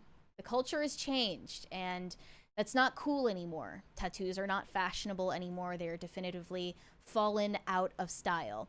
GQ reported on this, and they interviewed a bunch of laser technicians, but also tattoo artists, and the millennials in question who experienced tattoo regret and decided to do something about it and free up the real estate on their skin. For decades, Americans covered their bodies with more and more tattoos. A third of them have one. Now, thanks to advanced lasers and accessible technology, they're getting them removed as fast as they can. So, I guess this is not only a shift in fashion, but also our moral landscape as a culture. About a third of American adults have tattoos, which is about 80 million people. Wait, so what is the moral reason for having them removed? Well, because we have experienced a breakdown in our code of propriety in this country, where it doesn't feel like getting tattoos transgresses against anything anymore, and you have no choice but to go back to where you were from scratch. Just shake yourself like an Etch-a-Sketch. It's just so Until you're funny because blank. I recently rewatched like a season 1 episode of NCIS LA where like a psychologist is looking at an image of a woman with tattoos and he's trying to he's like saying could mean conformity, could mean like if they're older it could mean conformity, if they're younger it could be that they're trying to not conform because everybody else is getting tattoos. So it was already it was already an issue in 2011. I definitely feel unique for not having tattoos because I look around at people specifically my age and I do see they have at least 1 or 2 doodles on them that probably cost like $50 that they didn't think about for more than a week. So Doodles. We have at least 80 million people in this country who have tattoos. I'm honestly surprised that it's not more than that. And a quarter of those 80 million people with tattoos are regretting their tattoos, totaling about 20-odd million prospective clients for tattoo removal. All of those millennials who started getting inked in their 20s, just as tattoos were evolving from something transgressive into something more commonplace, are now inching toward or into their 40s and feeling disconnected from their misspent youths. They're having babies, paying mortgages, sobering up, getting colonoscopies, and eating clean. They want their bodies to reflect those dramatic existential shifts. And at the same time, lasers have become more advanced and more accessible. In the early days of tattoo removal, the lasers were more painful, and in many states, you had to see a doctor for a treatment. Nowadays, treatments are less abrasive, much cheaper, anywhere from hundreds of dollars to maybe in the thousands, depending on the size and complexity of a tattoo. And there are now a bunch of private offices that offer these treatments. They're easier on the skin than they used to be. The financial sector is betting on the future of tattoo removal. In 2021, a chain of laser treatments called Removery received a $50 million investment from a private equity firm. There are now over 150 locations for Removery worldwide, part of a shift that has helped evolve the practice of tattoo removal from an obscure and brutal procedure to something as unexceptional as dental cleanings or Botox injections. What was I thinking? Not getting into private equity.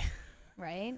They mentioned one fundraising party that took place for one of these boutique tattoo removal services. Okay. They had a bunch of wealthy people at this dinner party, and one of the party tricks that they featured there was a stick and poke artist. There were all of these multi-millionaires getting stick and poke tattoos as, you know, a little party favor to bring home. And then they presumably dedicated, you know, their own investment into these companies because there are going to be an increasing number of specifically millennials who regret covering themselves in meaningless symbols or dates or song lyrics or album covers, who knows what. That means nothing to them later on. Given just, the pathway that most celebrities have to ending up coming out as a very bad person, putting song lyrics on you is just a gamble. It's just a gamble. I mean, I think that this is happening simultaneously with a shift back to normative beauty standards. Okay. So you think that the rise in tattoos in the late 90s and into the 2000s was the start of when beauty standards start to kind of push away from the norm and become something alternative? But now it's so predictable and normal that it's not alternative anymore, and everybody's trying to go back to what was once considered traditional beauty.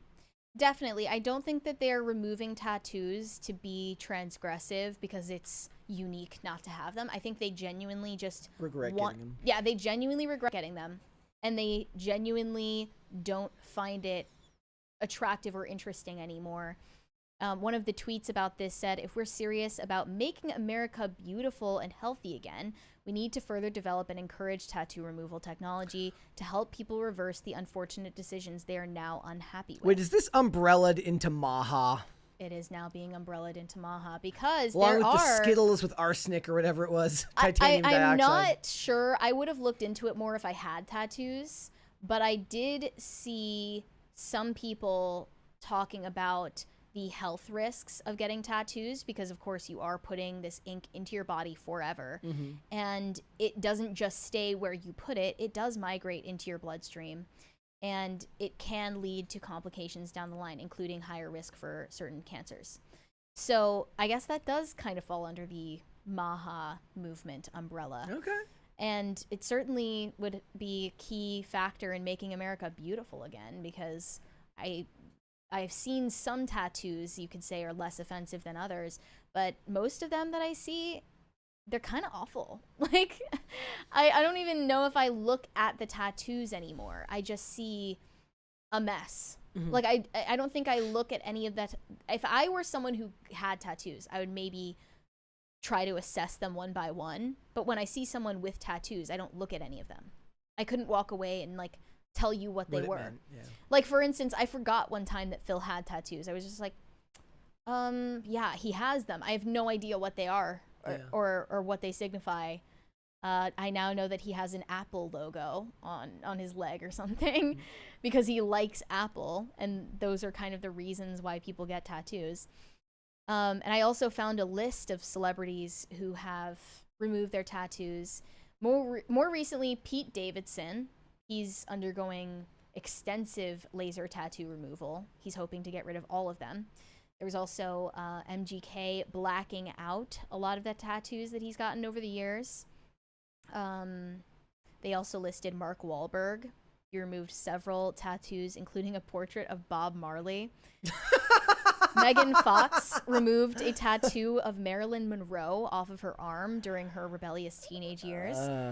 Khloe Kardashian removed a tattoo that she dedicated to her late father.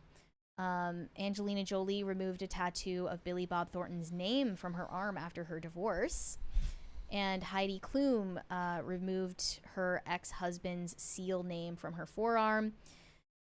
Then there was also a tramp stamp that Nicole Richie got removed. Blake Shelton regrets a tattoo he got of deer tracks surrounded by barbed wire on his forearm, which he jokingly calls sugar smacks. Olivia Wilde regretted getting a tattoo of her friend's lips, which she called a spur-of-the-moment stupid decision. There was another millennial who was interviewed for this GQ piece who said that in her 20s, she got a tattoo of a giant pizza slice on her arm. And she still loves the person she used to be who decided to get that tattoo, but she doesn't love the tattoo. Proves that you didn't need the physical manifestation of the love you had before. You could have just survived with the love alone. No, or you could, like, get a sticker and put it on your laptop. Or a bumper sticker, you know? It's just the same thing as putting a bumper sticker on your body.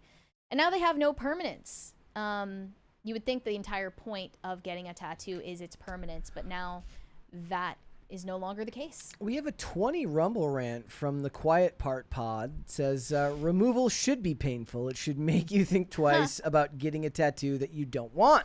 Well, a lot of the people who are in this article talking about removing their tattoos are saying they're getting the removal process done so they can replace it with something they like better. So it's not something that steered them away from the concept of getting tattoos in general. Amid this boom, tattoos themselves are on the brink of an identity crisis, shedding their permanence and entering into the realm of fashion ephemera, like the width of pants or the shape of eyebrows. Laser technicians have theorized that people aged 35 to 50 tend to live with their tattoos for a decade before regretting them, whereas the younger generation, we say Gen Z, who never grappled with such stigma around tattoos in the first place, regret their tattoos more quickly within 2 to 3 years or less. again, this is Gen Z being risk averse. You would think that they'd be risk averse not to get the tattoo in the first place, but really they're just anxious about it after the fact in a much shorter window of time than older generations. And then a tattoo artist said, the young have been more inclined to remove their tattoos, while older generations are reconsidering their attitudes about tattoos as well. Maybe they've come to terms with the limited time they have left on this earth and no longer feel hamstrung by conservative societal norms. Which would either mean they feel less of a desire to transgress, or they feel less of an aversion to tattoos and are more likely to get them. Yeah, that's what we're living through. Conservative, what was it? Conservative Well, what they societal mean, norms. they mean the conservative societal norms are dead. Yeah. And that's why young people are probably less attached to the idea of marking themselves in this way because it doesn't make you alternative or rebellious. Yeah.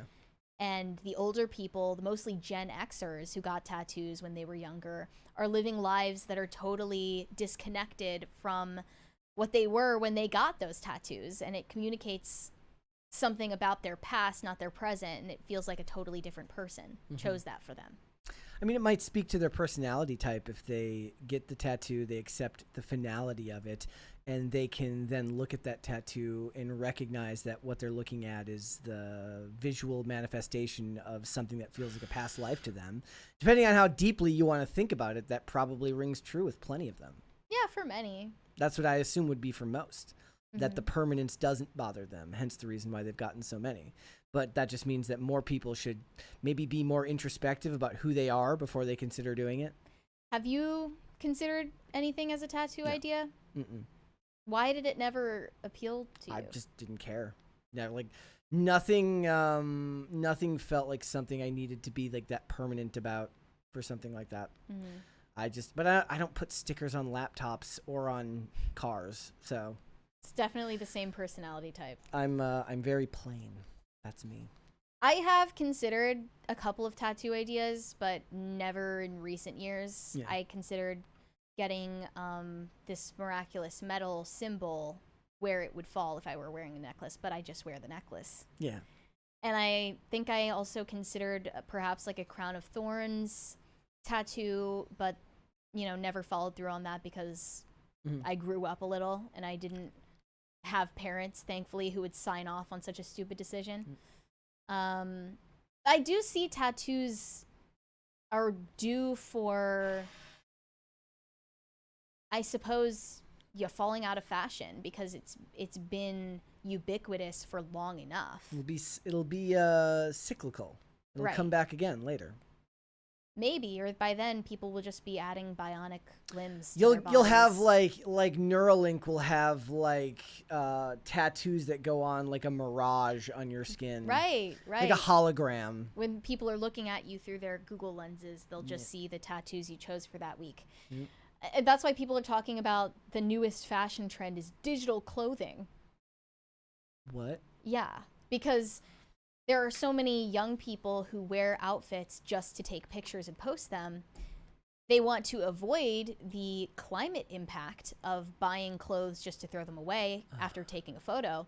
So they would rather use computer-generated imagery of clothing to post the photos of this outfit that doesn't exist. Wow, I hate than that. really wear it out in society. I hate that. I do too. I Like hate I it. despise It's that. like the most gimmicky thing I've ever heard. Ugh. But yeah, I mean, if you really want a tattoo that badly, you should probably just get a temporary one. Like that's something that Reapply it. Get the same. Buy hundreds of temporary tattoos and reapply it every day. I mean, it's better than spending thousands of dollars to remove a pizza slice off of your thigh 10 years later. Okay. All right. Let's finish these super chats. And again, guys, one crisis party? Come on. Yurishima Otaru said, ultimately, I am just sick of women. Marry 2025. I did not say that, to be clear, but maybe that's the spirit of what I said. I'm sick of feminists. Not all women are feminists. Gordon Shumway said, Mary, that commercial is cringe as hell. The longing looks they give each other gives Frodo and Sam vibes. I need a shower after seeing that. Okay, are you implying that Frodo and Sam were in a gay relationship? Because that's certainly something you're making up. That was not part of the canon. That's what people, like, there's a whole segment of the internet that wanted that. Okay, but it was written by a Catholic who didn't intend it that way, like, at all. Unfortunately, once art is created, you can't control how it's interpreted. Okay. Well, if they're giving Frodo and Sam vibes, that means there were no incestuous vibes whatsoever. Shane H. Wilder said, I never keep an open tab. When I'm ready to leave, I don't want to wait in line just to close a tab. Like, I understand that. I also don't like the whole culture of, like, having to, you know, push through a swarm of people who are at the bar and then, like, touch the wet countertop and flag someone down and yell. These are the things in movies that I want to see. Like, I'm gonna start making a list, because I think about this on a regular basis of all the things in life that are just on this side of frustrating. That where you're like, if you're having a bad enough day, you're like, I have to do this today. And or even like annoying things schedule wise. Like, this week was so busy that, like, I had to bring my car in on Thursday night, leave it off to make sure, because I had my transmission service recently, and they said come back in 2 weeks to double check that there's no cracks or leaks, blah blah blah. And I missed the date, and I was like, I had to get it in, because if you then something's wrong, it's your own fault. There was not that I saw any leak that didn't look like runoff, but bringing it in is like working it around the rest of your schedule when you've got 10,000 things to do. That's the stuff that drives people crazy and is going to make the next generation insane. But that's not stuff that's interesting in movies. Like, okay, I need to drop this off at this time so that we can go here with your car at that time to get this at that time. I think I told you, I don't know if this came up on the show ever, but I think I told you off air, like, logistical conversations are the worst thing ever. I like, nothing else makes me dissociate more than, like, people, if I'm in a group of people and we're thinking about going somewhere else and they're like, oh, I'm gonna need to swing by your place to drop off this thing and then make sure that we remember to call so-and-so so that we I can't. And whose car are we taking? Oh, will that have enough seats? Are we gonna get food first? Are we gonna get food after? See, like, this is this is a thing where Gen Z is just like, I'm just staying home. I never let it get to that point. Like, I don't stay home to avoid logistical conversations, but they're the worst thing. There's a 20 here from Vodka J Bulls. About to be 39, got ran over in 2018 and lost my leg. While in recovery, met someone who also lost a body part. They had a huge tattoo tapestry that 2/3 got cut off. The body is temporary. Why commit art to flesh? Art, y'all. Well, thank you. And I hope that you're okay and thriving in life. And as for that person, I would be interested to know what their interpretation of that was. I think when you lose a limb, you've got bigger things to worry about than your tattoo getting ruined, but not to discredit that being a problem. Like, that's the type of thing where in a movie, what happens is the limb gets cut off and the remainder of the tattoo makes something offensive. Yeah. Yeah, for comedic relief. Yeah. Okay. Shane H. Wilder said, I never keep an open tab. Oh, I already read that one. Seth Essington said, I hate my life and wish I didn't exist. Buddy. You should not share that in a super chat on a live stream. You should share that with someone who knows and cares about you. Yes. Stay strong. Not that Jon Stewart said, Seth, you're not allowed to quit. And then Shane H. Wilder said, don't say that, Seth. Praying for you, buddy. No Control said, with GPS and FaceTime on phones, how was Gen Z kids supposed to be able to sneak out and drink/party as teenagers? I mean, every show on television that had parental characters did at least one storyline once phones started having Find My Phone on there, where they track their kids, and then, depending on the writer's worldview.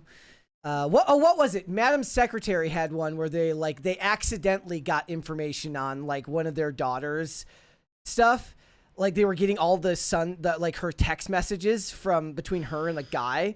And then eventually they had to like delete it off their phone so that they couldn't spy. Oh my god. Because they're like parenting without a net.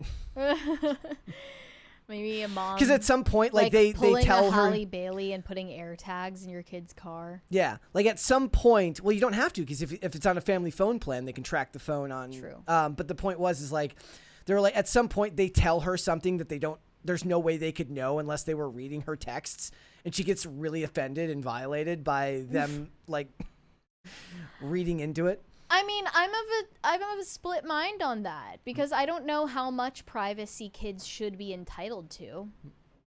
They're entitled to more privacy if they don't have the internet. If they have internet access, privacy goes out the window. Yeah, and I don't like. Maybe it'd be funny to like maybe as I go back and rewatch shows, like keep a running tally of like everyone that does it and what the overall decision was at the end. I would bet that almost all of them make the decision to like delete it off their phone and then give their kids their privacy because the kid's a good kid and they're not giving them any reason to track them. That's what all the parents think. Sounds like something the NSA would say. Am I right? It's just weird to me growing up around so many kids who had helicopter parents well into high school. I never had that. My parents knew that I was responsible and trustworthy because, hello, they raised me. And, you know, if I were like out with friends, it didn't really matter when or if I came home. Like I could kind of do what I wanted to do without them, you know, tracking my location or calling me nonstop because they know that I'm fine. That's what it was. So, I mean, I'm obviously way older than you, but like I didn't have I didn't have a curfew when I was in high school. Like my grades were like my parents accepted my intellectual limitations, I am sure, and knew that I was never going to be an A+ student. And that's fine. But I didn't get in trouble. I didn't get brought home in police cars. I was out doing nothing but skating 24/7. That's what I did in all my free time. And I would often be out on weeknights till very late at night. And I would then come home and go to bed at like 2 or 3 in the morning and wake up at 7:30 for school and sleep through first period, which was sign language, which is a horrible class to sleep through because you need to have your eyes open for that one. So were you on the bus on the way to school? No. So in junior high, I walked because I like lived close to the school. High school, I rode with somebody that I like lived in my cul-de-sac. Oh, okay. Maybe I took the bus sometimes, but most of the time I rode with somebody else. And then I just never gave them a reason to not trust me because I was never getting in trouble, and I didn't get in trouble in school either. So I was given a lot of leeway because I didn't give them a reason to be suspicious. Okay, that's... And I wasn't doing anything. I see what you're saying, but I grew up around kids who did not do anything wrong to cause their parents to be so fearful. That's what... Oh, yeah. That's all like, of these kids that I'm talking about who had the helicopter parents... They never did anything wrong. They've been raised, those parents have been raised on a steady diet of forensic files and true crime and Facebook mom groups that will absolutely eviscerate you if you don't do everything perfectly all the time. I don't know what it is, but I'm glad that I didn't grow up in an environment like that because it would make me miserable. We got a 20 Rumble rant from the Quiet Part Pod again. Thank you. Who says Mary can get a tattoo of the Mona Lisa on her back. No thanks. No thanks? I think I'll pass on that. And we got a $2 from Deep South EDC says, I have one tattoo, Zodiac sign, so lame. 0 stickers on cars or laptops. Yeah. So you think your tattoo is lame? Like, that's fascinating to me. I do, however, think that like mainly the main like market for stickers now should be stickers made specifically for women's big sippy cups, the Yeti and the... Yeah. That's what the stickers should be made for. See, I have some stickers that would go perfectly on my Stanley Cup, but I don't put them on there because I would feel like I'm betraying my own principles and my own identity. See? Like I would feel like I was infantilizing myself if I did that. Yeah. So I don't do it. I don't know what to do with these stickers. But I used to get just hundreds of stickers from companies that I skated for and just never did anything. I give them away to people who wanted them because I'm like, I don't have any place to put it. Plus, it was always hit or miss whether they were actually good and stuck. Yeah. Some people got the really, really cheap ones that barely stuck at all. Might as well have just been like chewing gum on the back just come right off. Others would survive a nuclear yes. blast. Yeah. Yeah.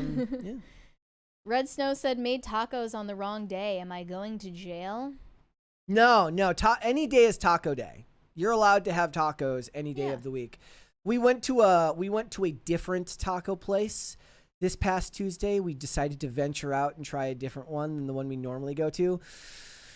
Great Disappointment. Great vibe, like as far as the actual restaurant. Great atmosphere, but not as good as the place we go to is like, it's not corporate, but it's bigger than the one that we went to, and that one was the better.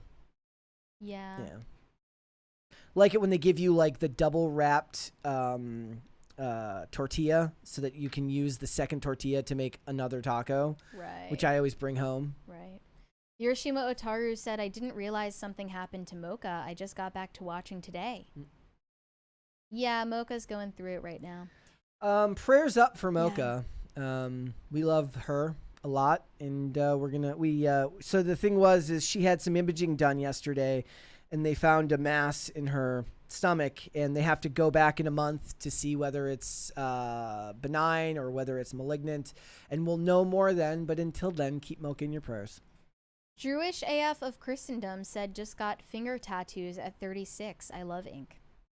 I didn't want to get anything confused. I am not like against tattoos, like at all. I'm not like wholly opposed to it. I don't think it's wrong. She gives Phil the side eye every time. I don't think it's wrong to get tattoos. I think it's wrong to get some tattoos if you're, putting obscenities or blasphemy or whatever on your body. I think that is wrong. But I don't think it's morally wrong from a Christian perspective to get tattoos. And I've known plenty of Catholics who have them, and not all of them are bad. There is a $2 here from a $2 Rumble rant from Deep South EDC says, at 18, I thought my tat was awesome. I mean, it's not bad looking. Just at 37, I'm not into the Zodiac stuff anymore. Yeah. So like, wait. Understandable. I was like, maybe it's like the Zodiac, the sign of the Zodiac killer from like the 2007 movie. So wait, you're telling me that 18-year-olds don't have fully formed functioning brains? It's the size of a raisin. They can't think about the long-term consequences of their actions? That's crazy. Damn, that's crazy. Omega Red fan said, get a tattoo behind your arm just in case you don't want to see it sometimes. Works for me. I mean, if I would get a tattoo, I would fully commit to it. It would be on my face. There you go. Shane H. Wilder said, I never got tattoos, trying to be unique by looking like everyone else. I'll take the 3-inch scar on my arm from surgery after breaking it. I mean, that's cool. And there's nothing you could do to avoid that either, so. Weary Traveler said, the only people who regret their tattoos are people who got them, and the tattoos themselves hold no meaning to them. I have a heartagram, I don't know what that is, song lyrics, and a pentagram. Don't regret any of them. Well, I think that's not necessarily true. People get tattoos that mean something to them at the time, and then it no longer means something to them later on.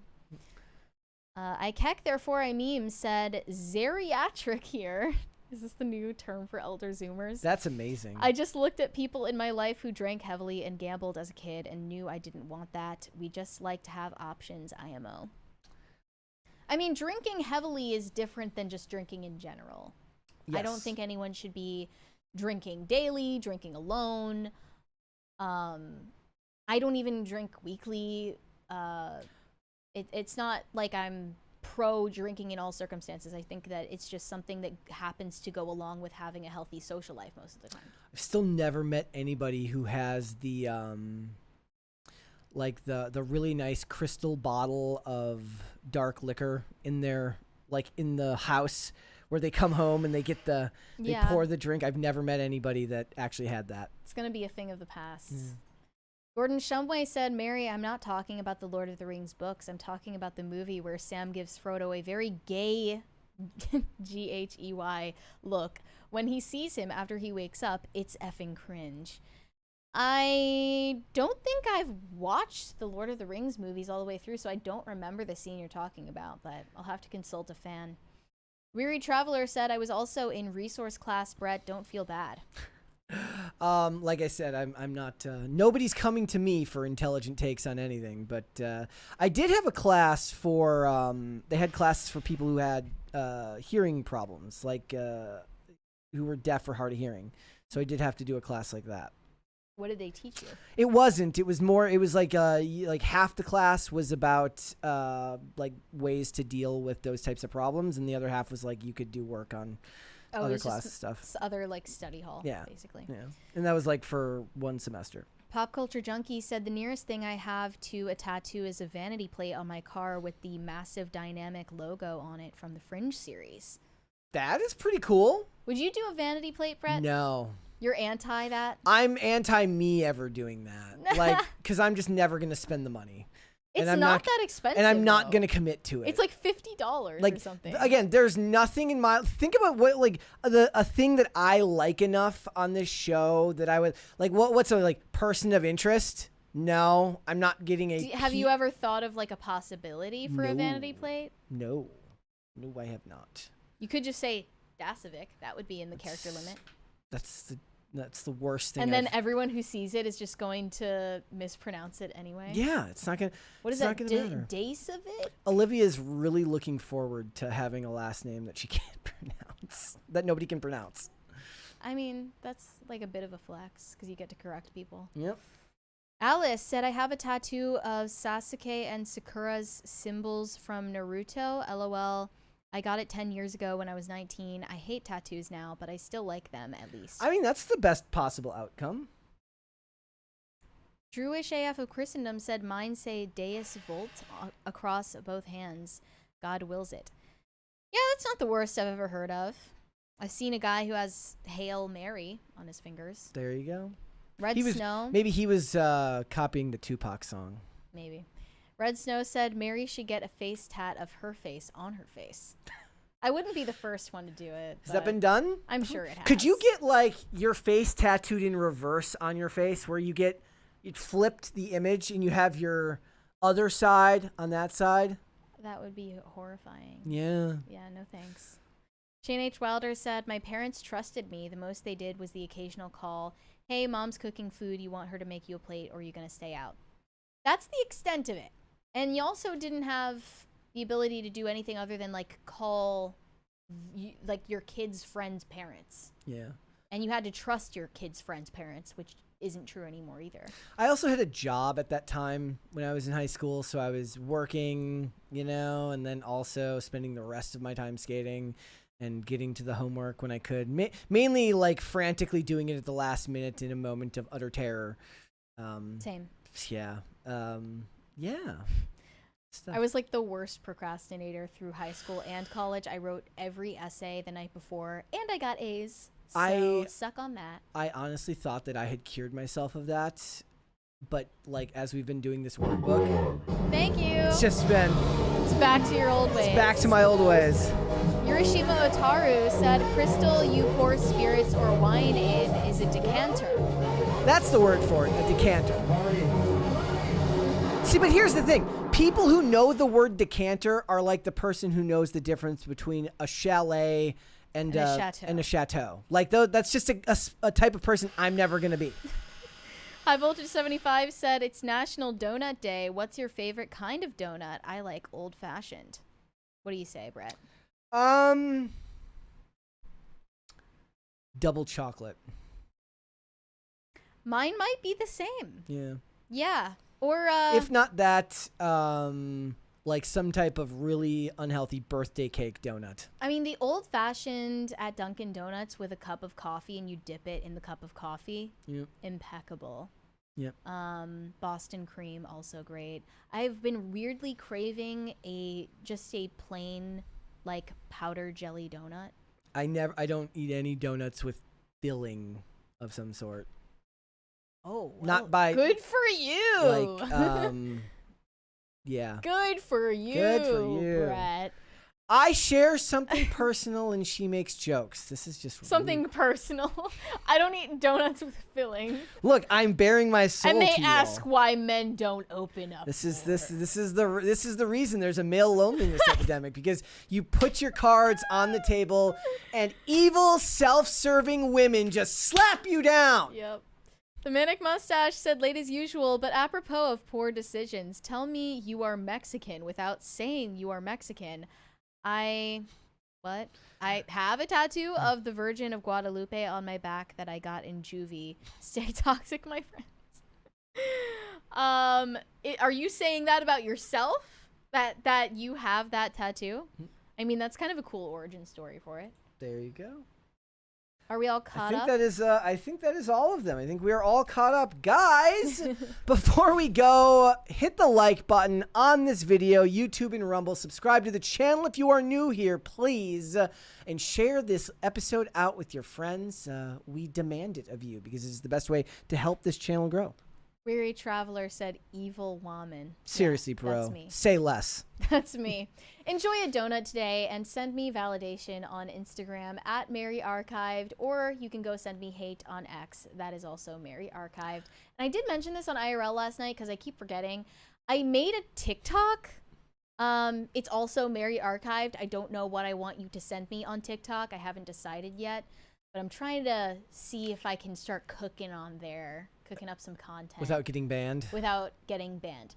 We have another from Not That John Stewart. Sour cream donut or iced blueberry cake donut? Iced blueberry cake is so good. I don't know what a sour cream donut is. What though. the hell is a sour cream donut? It might be good though. If it's just an ingredient in the dough to make it like a good texture.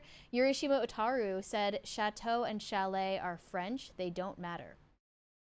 Oh, okay. Well, I guess it's settled. Okay then, guys.